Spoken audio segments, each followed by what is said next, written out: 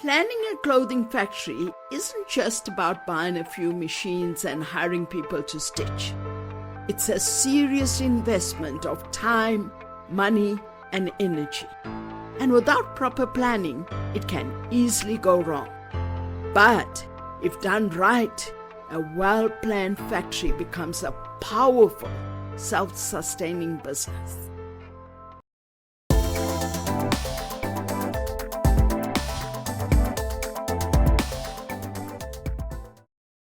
Welcome back. In today's episode, I'll show you exactly how to plan your factory the smart way. Let's start with one of the most overlooked but most critical decisions you'll make: choosing your location. This isn't just about finding a cheap space. The space you select will determine how efficient your team can be, how fast you deliver, and how easily you'll grow. Before you even step inside a building, you need to make a far more strategic decision: where to base your factory. This choice goes beyond rent or convenience. It's about aligning your location with long-term operational efficiency. Start by looking at the availability of skilled labor in the area. Setting up shop where no one has garment experience may sound noble, but it's also expensive and slow. You'll need to train every single worker from scratch, and that can delay your production timeline. I always recommend choosing a location that already has access to skilled or semi-skilled workers, or at the very least, close availability to training centers. Next, consider distance to your raw materials and target markets. Being close to suppliers and transport routes can reduce lead times and logistic costs dramatically. Evaluate infrastructure. Is there reliable electricity, water supply, road access, and mobile network coverage in the area? These factors are non-negotiable. Also, assess the local business climate, such as government incentives, industrial zones, or manufacturing support programs. These can be a huge benefit. Don't forget the human element. Your team will need public transport options, access to essential services, and a safe working environment. Choose a location that supports your staff and your supply chain, not just your lease budget. Once that's in place, then and only then should you begin evaluating the building itself. Now let's talk about the building you choose, because this is where the real operational efficiency begins. You need a building with stable three-phase electricity. Why is this important? Because most industrial equipment, especially sewing and pressing machines, require this type of power supply. Three-phase power systems distribute power more evenly, resulting in higher energy efficiency when compared to single-phase power. This can save on electricity costs in the long run. Beyond power, ventilation and lighting make a huge difference to your team's performance. A hot, stuffy environment reduces concentration and increases fatigue, especially in regions with warmer climates. And if your lighting is dim or tinted, it becomes harder to check stitches, match colors, or spot defects, especially during finishing and quality control. Natural light is ideal because it reduces electricity cost and allows better color matching. But if not available, install bright, low wattage, white overhead lighting that mimics daylight. Don't use yellow or dim lighting. It affects stitch quality, especially during inspections. Access is just as important. You want to be located in a place where deliveries can come in and finished goods can go out safely and without delay.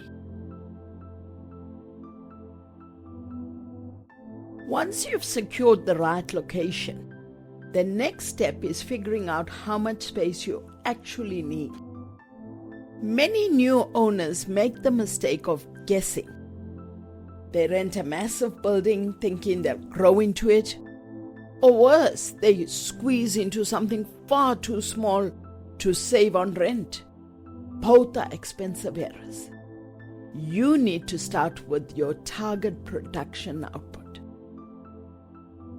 For example, if you're aiming to produce 500 garments a day, you'll need roughly 20 to 30 sewing operators, depending on your product and their skill levels.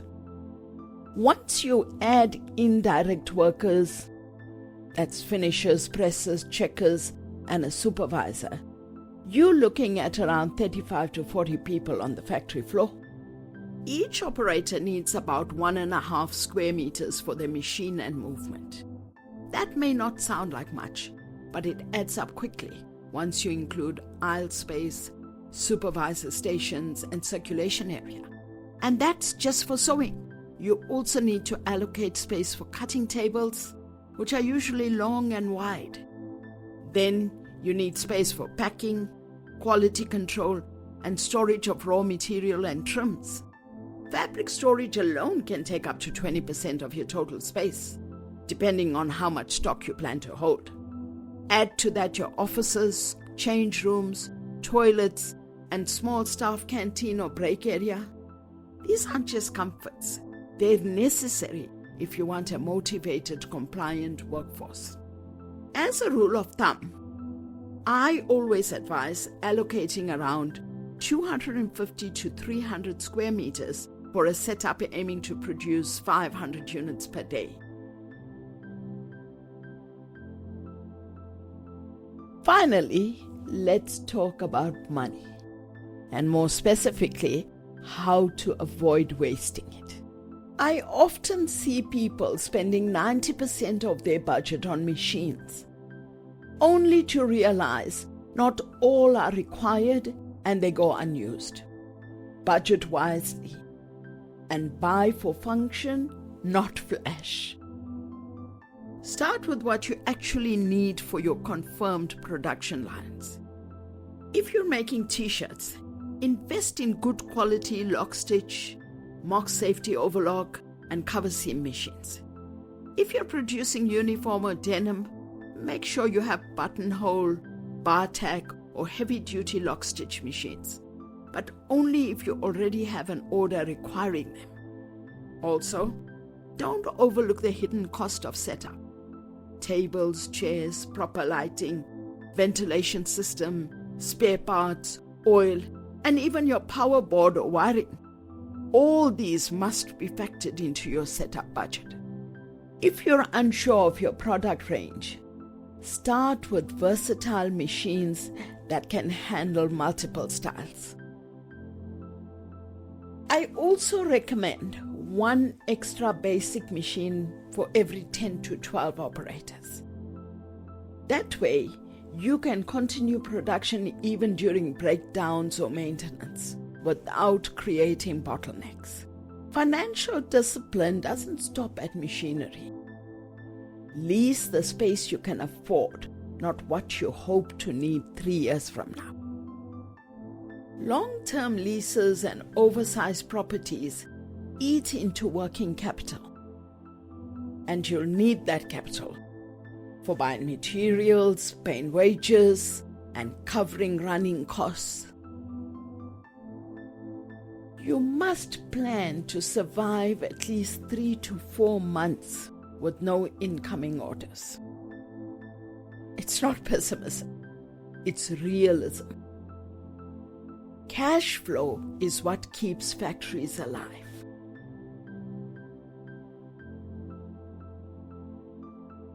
So, there you have it. The right location, a strategically calculated layout, and disciplined spending. These are your first 3 building blocks. They may not sound glamorous, but it's what separates sustainable factories from the ones that fail in their first year. If you found this video helpful, give it a like, leave a comment, and subscribe so you don't miss the next part of this journey.